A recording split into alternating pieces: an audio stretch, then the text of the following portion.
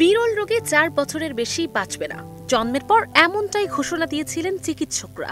অথচ সেই শিশুটি আজ পা দিয়েছে 20 বছরে। অবিশ্বাস্য শোনালেও যুক্তরাষ্ট্রের নেব্রাস্কাতে বসবাসরত অ্যালেক্স সিম্পসন যেন প্রকৃতির নিয়ম ভেঙে বেঁচে আছেন এক জীবন্ত প্রতীক হয়ে। গত 4 নভেম্বর নিজের 20তম জন্মদিন উদযাপন করেছেন তিনি।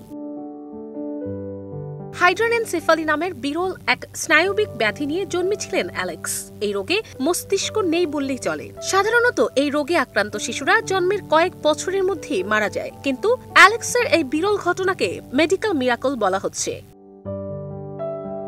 মস্তিষ্ক না থাকলেও অ্যালেক্স যেন এক অজানা শক্তির অধিকারী। শুনতে বা দেখতে না পারলেও পরিবারের সদস্যরা বলেন অ্যালেক্স তাদের উপস্থিতি বুঝতে পারে, এমনকি অনুভব করতে পারে তাদের সুখ দুঃখ।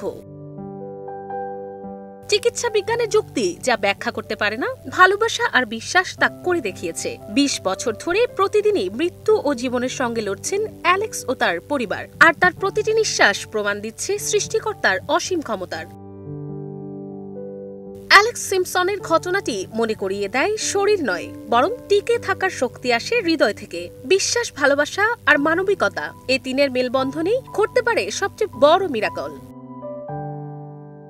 মিনালা দিবা, বাংলা ভিশন।